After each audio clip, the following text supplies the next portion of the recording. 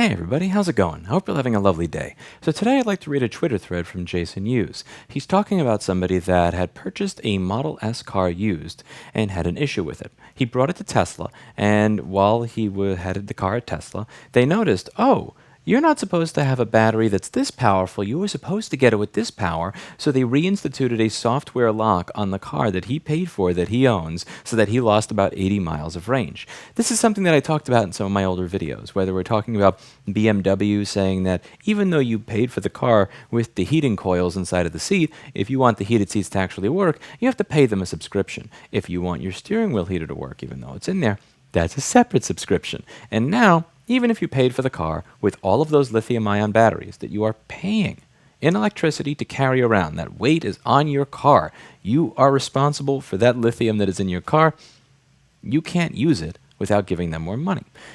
This is an interesting case, and I wanted to discuss it. And so my thoughts, a lot of you have been asking for my thoughts on this, but I have been busy with work and moving and everything else, so I have not had time to keep up with YouTube. I'm sorry for that. We're going to go through that now. So it says, Tesla really fires me up sometimes. I have a customer who's the third owner of a 2013 Model S 60.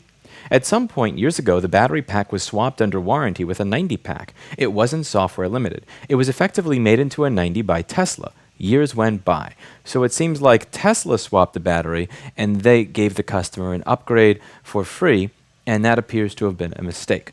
So it says, car is sold twice since and now has a new owner, my customer. It says 90. It is badged as a 90 and has 90 type range. He has the car for a few months, goes in and does a paid MCU to upgrade a Tesla after the 3G shutdown. All goes well, the upgrade is done, car is working fine. Later on, while the car is parked in his driveway, Tesla calls him to tell him that they found and fixed a configuration mistake with his car. They remotely software locked the car to 60 again, despite having been a 90 for years. He now has lost 80 miles of range. Do keep in mind that he did not bring the car to Tesla and not pay for something. He actually expected to pay for an upgrade. So he took the car to Tesla saying, I want to buy a hardware upgrade. I want to pay you to help me with the car that I have that has your logo on it. And what they did is they actually gave him a downgraded battery while doing it, which is just like, my God, man. And because furious, now let's see, he says, yeah, the car is remotely locked. Furious, he demands they restore it back to the way it was. And they refuse. We can unlock it for $4,500. This guy bought a car, and years later, Tesla reaches in remotely with no warning and literally cuts his usable range by 1/3. I confirmed the story with logs. Now, something to understand here is it's very likely that they just may have made a mistake. People make mistakes all the time. If the car was purchased as a 60, and then Tesla accidentally, when he got the battery replaced under warranty, gave him a 90, it's very possible somebody in there just, I don't know, maybe they plugged it in the computer, and it said, configuration issue. It had a big red button to just click to fix it. I'm trying to assume the best here, right? We're going to assume the best in the situation because I know that people who are large Tesla fanboys are going to say that I'm simply a Tesla hater. Let's just say that he actually said that it was a big green button or big red button that said, fix issue with configuration. And he clicks it and he fixes it. And it was a genuine employee mistake. Once the customer calls you and says, hey, my car went in there as a 90, you guys messed it up and now it's a 60. What you're supposed to do at that point, if we are to assume the best of Tesla, is go, my bad, bro. I'm sorry. We screwed up. Please bring it in. I'll put you in the front of the line and I'll reflash it so that you don't have to, and I'll do it while you wait so you don't have to come back here. That's what you do if you're a halfway decent company with good people working for you. What you do if you are a douchebag is you tell that customer, oh, I'm sorry we made a mistake on the car that you bought that cost you 30% of your drivable range. We'll fix it for $4,000. Imagine walking out to your car to find out it's now 1/3 as good as it was 15 minutes ago, and Tesla making it out like it is a good thing. They fixed the problem. What do? He tried for a while with them with no progress, which really, really sucks. I try to help, but without completely disconnecting the car from Tesla. When I change it back to a 90, their Teleforce bot reaches in and remotely and flips it back to a 60 within moments. There's hacky ways around this, but none are ideal. Tesla won't help him at all. And this is a serious issue when it comes to cars or anything that's connected to the internet. Another example would be that you can't really choose whether or not you want certain updates to get pushed or not get pushed when you have a car that is online. So something you may notice if you have a Model 3 is that you used to be able to set on autopilot the miles per hour, the speed, up to 90 miles an hour, and recently that got changed to 85 miles an hour. Now, can you roll back to having it at 90 miles an hour? Even though you bought the car with that ability. So if you went to a Tesla, Tesla showroom, and you tried out a car, tried out all the features, you said, I want to buy this. You could have bought it with that feature, and then later on had it taken away. Small things like this, it's a serious question. How much control do you want to give to the manufacturer to be able to reach into your vehicle and take a feature out later?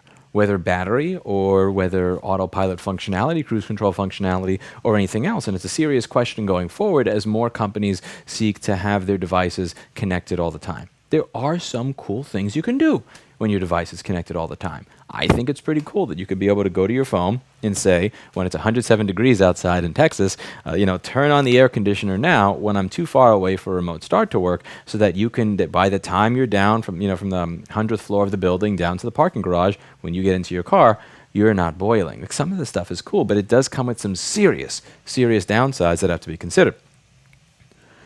Honestly, this is pretty effed up. Guy had no way to know that this was going to be done by Tesla. They basically robbed him and are demanding a ransom to get back what he had before. That's just wrong. Tesla and Elon Musk, do better on this and make it right. DM for VIN number. Just to add, this guy is way more of a good sport about this than I would be. He's joking that this must be him needing to do his part for Musk's finance plan to buy Twitter. $4,500 is about 0.00001% of the Twitter sale. Just to be clear, in my opinion, if Tesla swaps a battery under warranty with a larger one because they don't have the right one, and they don't software lock it before it leaves the service center, that's on them. They can play take-backsies years later remotely with no warning. To be extra clear, I don't post this stuff because I hate Tesla. In fact, just the opposite. I hate seeing Tesla derail themselves with this kind of nonsense.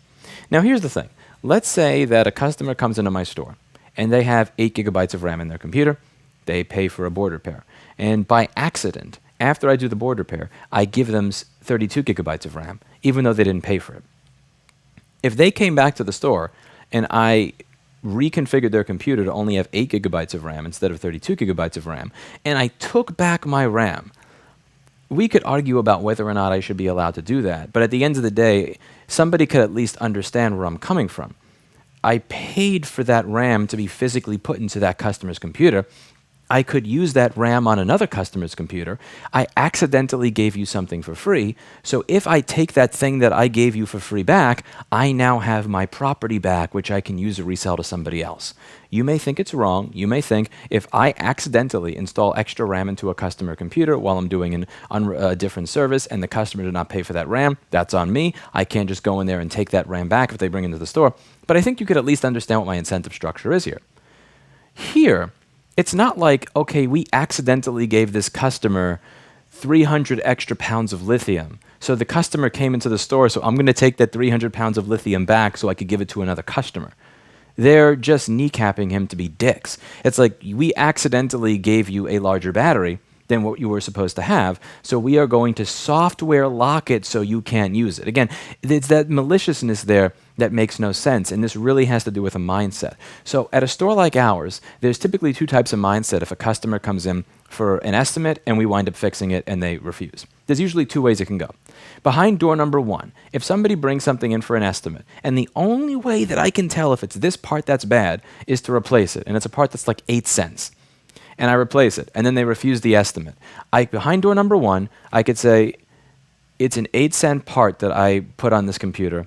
It's going to take me longer to take that part off than my hourly pay is, so it makes no sense for me to do that. Just tell them, you got lucky, fuck it, enjoy your free repair. Again, it's actually going to cost me more if I pay a technician $30 or $40 an hour to take that part off. If I pay him 20 minutes to undo that repair, that costs me more than the 8-cent part that's already there. And again, the cost to fix it, the time is already lost.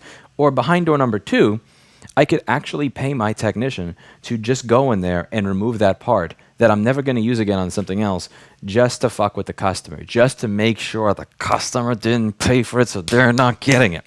99% of the time, if somebody is not a complete and utter douchebag to us, 99% of the time, we do number 1. It literally makes no sense for me to waste my time undoing something like that when there's nothing for me to gain.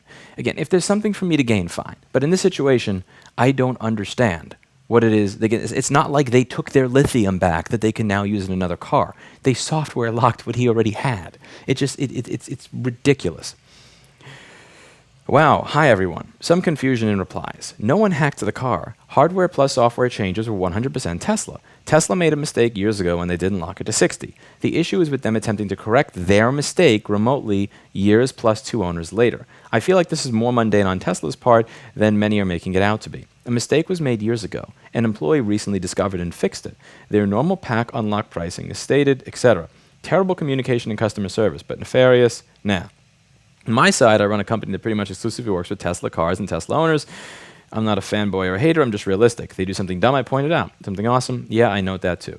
And the thread is on fire and getting a ton of messages about it, and apparently Tesla did eventually follow up and fix this. Following up, this customer has his full 90 back as of this morning. Another customer in a similar boat is also in touch with Tesla and should be getting taken care of by the end of the week. I'm hoping this helps drive some policy improvements on their side. And again, as Jason says, well, I don't think it's ideal to need a huge social media push to get things accomplished. Thanks to the momentum this thread has generated, it seems like we've got a path forward to Tesla getting this taken care of the right way, thanks to those who reached out.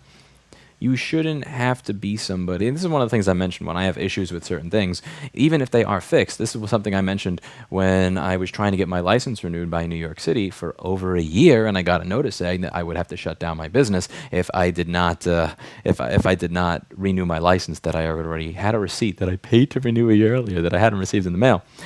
I shouldn't have to have over 1 million subscribers on YouTube to get that done. You shouldn't have to be a famous internet personality like Jason is in order to get a company to do the right thing. And in my opinion, this is not something that is going to get better. I think this is something that is going to continue to get worse as we move further and further and further into this model where you are paying for something that you're paying for it, but in order to use it, you have to pay again. I get it. I understand that at economies of scale, it may be cheaper for the manufacturer to just make the car with the heated seats rather than have 2 production lines. And a way for them to be able to still make that money from the customer by charging them extra for the feature is to be able to have a software lock. People don't seem mad when a $70,000 car has no heated seats and a $71,000 car has heated seats. But they seem really pissed off when both of them have heated seats, but to unlock it, you have to pay an additional $100 or so. People seem to have this real serious issue with it. And I almost kind of wonder when it comes to these cars, when we're talking about 80 miles of range, I almost kind of wonder if the economy of scale is even actually there.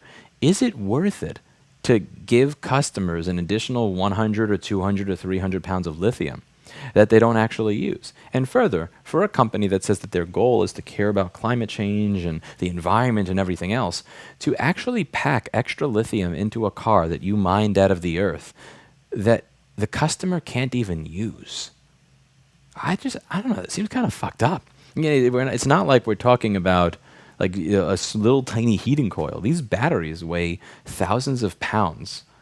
They're using rare earth metals that take a lot of effort to get out of the ground. So the idea that you are going to do all of this work to get that metal out of the ground and put it in the car, and then the person who paid $80, $70, or $90 or $100,000 for that car can't even use that metal that you ripped out of the ground, I don't know. It just seems all sorts of fucked up to me. But above all, it comes back to this one main theme that we talk about on this channel all the time, which is control. What is this software lock? It is a form of control. What does Section 1201 of the DMCA say?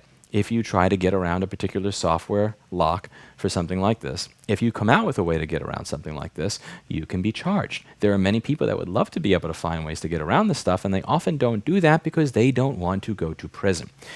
We live in a very, in my opinion, fucked up society. When you can pay for something, you can own it. You can have paid over $100,000 for it. And if you want it to actually work, you have to kiss the ring and give somebody else money. And they can just, whether over the air or anything else, just take it away from you at any given time. The fact that Jason has a way to be able to actually flash that back to 90, but it doesn't work because the moment you turn the car on, it connects to the mothership and realizes that Elon's employees wanted to fuck with you that day and lower it down to 60, that they can just do that, that sends a chill up my spine. And it's not just Tesla. It's not just Tesla. The same way when I talk about Apple on this channel, it's not just Apple. Many companies are going to be doing this across all industries, unless there is some serious pushback against this kind of shit now. This is not the type of publicity that got Tesla to become a popular company or to have a cult following in the beginning. And I hope they understand that.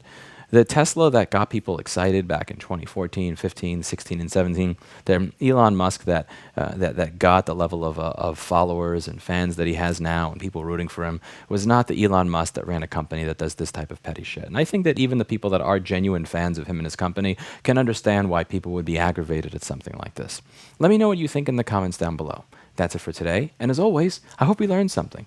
I'll see you all in the next video, and I'll also include a Discord link down below for anybody who wants to post things like this that they want my opinion on in the Letters to Lewis channel. My apologies if I don't respond as often as I did. I am acclimating to moving to Texas, getting settled in, spending a lot of time looking for real estate. I'm trying to find a place that I can live in and also a place that some of my employees can live into just so that they can adjust to the area before they rent their own apartments. So, this way you get a little bit of a buffer. If you have a few months of free rent, maybe you'll kind of sweeten the deal for them. It's just, it's somewhat difficult dealing with realtors. I will say the realtors here do not lie about the size of their real estate. I will give them that. They do not lie about the size of their real estate. That is cool. But it is still a pain in the ass in a growing market to try and find a place that I like. It's really interesting. In some of these areas, like 3 of the neighborhoods that I was looking for a place in, there was nonstop construction noise because they are raising apartment buildings and houses left and right here, and they are actually getting them done. It's not like in New York City where you'll see scaffolding and the shit stays up for 5 or 8 years and nothing gets done. They build shit here. I don't know. See you in the next video. That's about it. I'm gonna stop rambling and bye.